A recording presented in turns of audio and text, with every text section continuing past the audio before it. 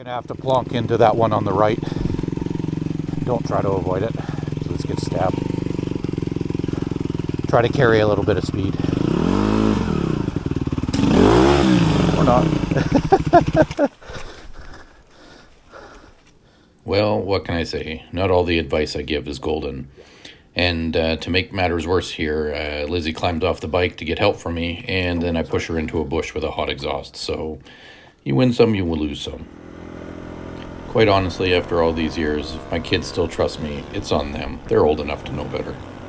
So in the interest of thematic consistency, I've entitled this one, When Lizzie Still Trusted Me. The last ride of 2023 takes us on an off-road adventure back into the Bighorn Park in central West Alberta. We are immediately blessed with a spectacular view of Abraham Lake, always beautiful, always windy, always in the Rockies. We get to cross over the dam here at the edge of the lake. There's a hydro station nearby, but absolutely beautiful place to go in. There's a great trail system based out of here, OHV only, and it's got to be 100, 150 kilometers long with mapped trails of a variety of different difficulties. Now, generally the trails in this area are more of the meandering type, but there are little rocky sections that get a little twistier and harder to ride in. So Lizzie, out of the goodness of her heart here, decides to do a little bit of a trail inspection, a little closer than maybe she had been intending, but she just takes herself down there, puts her bike down for a nap, wants to check out some of the local rock. Now, to understand this moment, you have to understand Lizzie, because she specializes in two things. One is, we've joked about it for years, is she does 90-degree wheelies. Her bike always goes one way. She goes 90 degrees to the direction of travel. How she does it? No idea, but we find her in all sorts of cool places. The secondly is that she's a little bit of a rock aficionado, and taking a closer look never hurts. Now you see as she's up and back on the bike that I had my hand up there because I was pretty sure she was going to take the opportunity to fire one of those rocks at my head for being a little bit of a sassy man coming up and chatting to her. That being said, she's a real warrior on the bike. She does get tossed every now and then, usually in some pretty funny little accidents, but she's tough as nails, always bounces right back up and gets right back on the bike. There's no amount of self-pity that she has in this. She's learned quite well over the years, and while she doesn't so much enjoy racing anymore, she's really leaned into the adventure thing, and I think we're having a lot of fun doing this. Now, what's neat with all of these trails, we had gone into this, done maybe 30-40 kilometers the last time we were here. Really went into it this weekend. I don't know how many we did, but the number would be large. We covered a lot of the trails, but the neat thing you find here is all the little places that you just don't learn about on trail maps. What we have here is a hillside where there's some dull sheep. This is down a little bit down from where we were standing there, but we'll come up here in a second. I'm up on top of that mountain that we were looking at with the grassy hillside. There's a memorial here for some fellow. I didn't really see the story with it, but there's a park bench up on top here, which is kind of a cool thing to find out in the middle of nowhere. It'd be a great way to be remembered. But as you turn around, is just a spectacular view of Abraham Lake, the headwaters for the Saskatchewan River. But while we were up on the hillside there, when I got up to the top, Lizzie was still down at the bottom, and I looked down, and there was a family of dull sheep. At least I believe they're dull sheep. I'm not much of a sheep specialist. That were probably about 30 feet from her, just over the crest of a hill, and we were on helmet comm, so I could walk her up there to take a peek at them. She was able to take some pictures. I think there were 6 or 7 of them there, so it was a pretty cool experience to just find that out in the middle of one of your trail rides. I would have assumed that they'd be gone, but I guess the sound must not bother them that much. That being said, and really thinking about it while I was doing the title of this video, it's probably a bighorn sheep, given that we're in Bighorn Park, but I think a dull sheep is a kind of a bighorn sheep, but again, not a sheep specialist.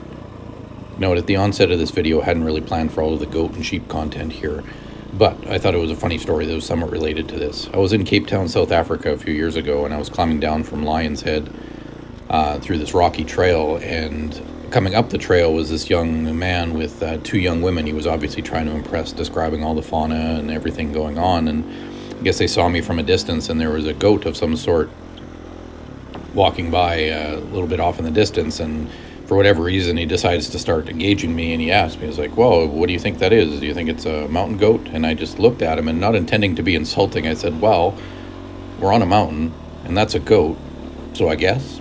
So be careful what you ask for, especially when you're trying to impress the ladies. And secondly, and most importantly, always be careful what you ask me. I've got a lot of sass and often not enough filter." So with all of the goat agenda items being taken care of, we can return to the video.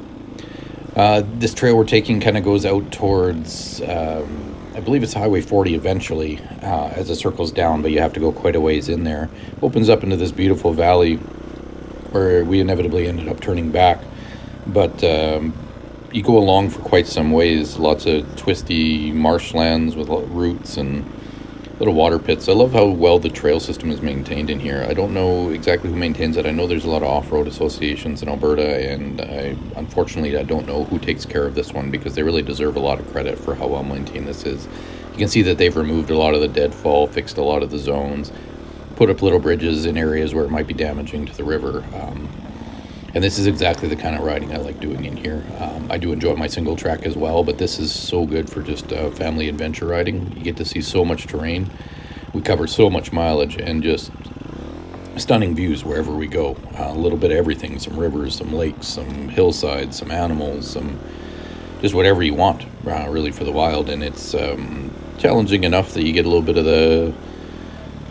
the race on, but also adventure-y enough that nobody ever feels overwhelmed by it. So just a great place to take your family to ride. I know there was a situation a few years ago where the provincial government was tabled some plans to possibly shut this area down and turn it back to a nature conservatory. I think they really missed the mark in this case. I think there was quite a lot of pushback in the province for it as well, because in my opinion, particularly in this area, given how little trails there are shooting off of the main trails and how well maintained the central trails are, that this really should be used as a hallmark of how this can work, where off-road access can be available, but that the grounds can be maintained. You just didn't see a lot of anything ripped up. I think what's missed in a lot of this conversation is the idea that everything needs to be left in pristine, untouched condition. I certainly advocate for maintaining the wilderness, cleaning up after yourself, making sure you're not digging ruts and running wildlife over, but the planet's here to be enjoyed, and restricting our access so much that we can't get in there under any reasonable terms, that doesn't help anybody either. I don't know how many people that I hang out with or even know of hike 50, 60 kilometers into the woods to enjoy these areas. So what's the point in cutting them off if we can't see them or can't participate in them? With that being said, I am a strong advocate for conservation efforts within it. When we as a biking community really need to take the time to make sure that we're not cutting up the woods or making a mess or harassing the wildlife there. It has to be done as a fine balance, but really should be something that we all have access to. So with my soapbox sufficiently utilized for this video, we return to Lizzy trusting me. Another puddle that thankfully this time did have a bottom, did not result in me throwing a motorcycle at her. Unfortunately, I ran out of battery on this video. We are coming near the end of it, but missed out on a little bit of the return. We're up near the top of a ridge line. We missed most of the return down the hillside where we get to see Abraham Lake and the mountains in the background, but it's a good example of Lizzy navigating through some roots and rocks and some off-camber turns. She's developed quite well this year. I think she's really gotten comfortable on her little 150. I don't see that departing her hands anytime soon. It suits her pretty well, and there's still a lot of ceiling available for her if she wants to get real crazy and wild on it. But I super appreciated this weekend with her. I believe this was September long weekend. I can't remember for sure. My memory is not quite as good as it used to be, but we did have fun. We again did the random camp. Honestly, it was pretty sedate for a September long weekend. There was a lot of fireworks and so on, which probably not the best idea given the forest fire situation last year, but overall people were pretty respectful, and you got to appreciate that. With that being said, thanks so much for joining us for the 2023 season. There are some interesting changes that will be coming for next year. Nothing apocalyptic, but there will be some new format and possibly new bikes, and some changes in who we have accompanying us on these trips. So I look forward to making some more videos for next year. So until next time, enjoy it and stay the rubber side down. Thanks.